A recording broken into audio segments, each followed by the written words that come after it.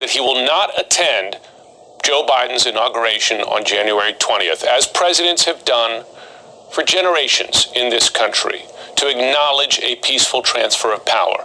The president will not attend. Jeremy Diamond is at the White House now. And Jeremy, there's been this talk of a change in tone for the president, or that statement yesterday finally indicating he supports a peaceful transition.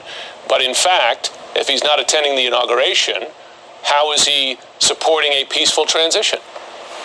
Well, he's certainly not sending the signal to the country that he offered. You know, yesterday in that message, he talked about healing and reconciliation, a time to bring back calm. That was in the script that the president was reading. This is the real Donald Trump, what you were seeing here, as we often do on Twitter. The president saying that he will not be going to inauguration on January 20th, becoming only the fourth president in American history not to attend his successor's inauguration, and the first president since 1869. Certainly the first president in modern American history, recent American history, not to attend his successor's inauguration, and only the fourth ever. And we should note that it comes at a time not only just days after we saw this insurrection that happened on Capitol Hill, where the president incited a mob of supporters to go to Capitol Hill and storm the halls of Congress, but also in the wake of that, we have seen a number of Republicans, a growing number of Republicans, encouraging the president to strike a more amicable tone and to try and bring about that peace and reconciliation. Even Laura Ingraham, the conservative firebrand commentator, just last night was urging President Trump to attend Joe Biden's inauguration. And so I think this also likely rules out the possibility that President Trump will be inviting President-elect Biden to the White House for that traditional visit that typically happens days after inauguration. President Obama, back in 2016, invited President Trump, I think it was 1 or 2 days after his election, to the White House. Of course, and gave briefings and acknowledged the victory, etc. 1,000 different steps. David Gergen, the president already had as a parting shot an alleged incitement to a deadly riot, and now he will add one more 12 days from now by denying that step that presidents have done since the mid-19th century, attending their successor's inauguration. Tell us the significance of this to his legacy, what remains of it. Well, he's absolutely a sore loser, isn't he, Jim? I mean, you contrast what he said last night, and it just proves how false those words were last night in that video. As a friend told me, it looked like a hostage video. He was forced he was forced to make those statements, and he sent out tweets today that make it clear he didn't really believe what he was saying.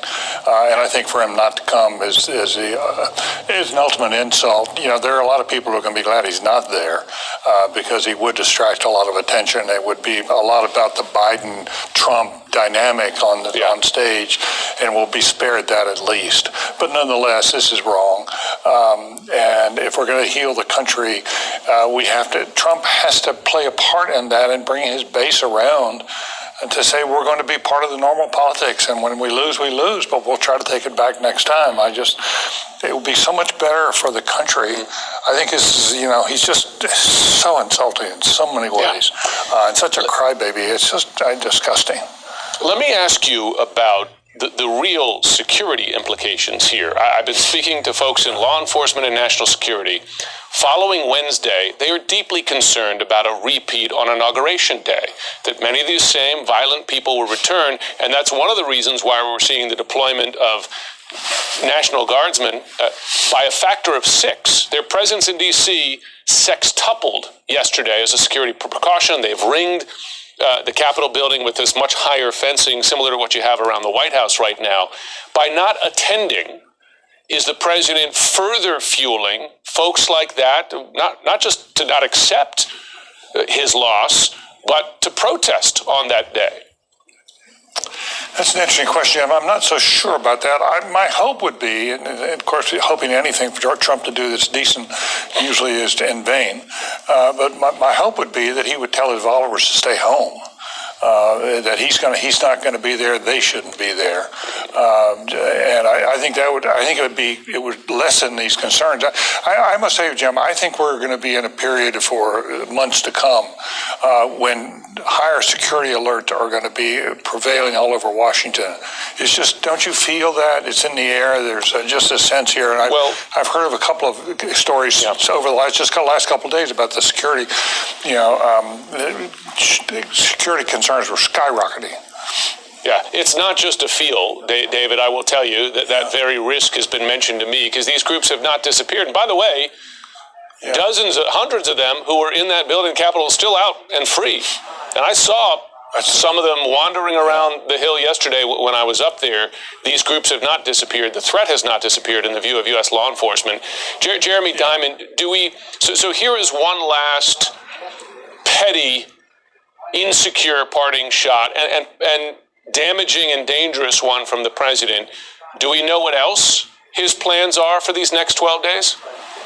That is what they're going to start to contemplate now at the White House. Aides to the president have tried to get him not only to give up his attempts to undermine the peaceful transfer of power, but also tried to get him to start focusing on his last days in office, on his post-presidency. That is a conversation the president has been unwilling to have until now. So that is beginning at this very moment. The question is how soon the president will actually leave Washington.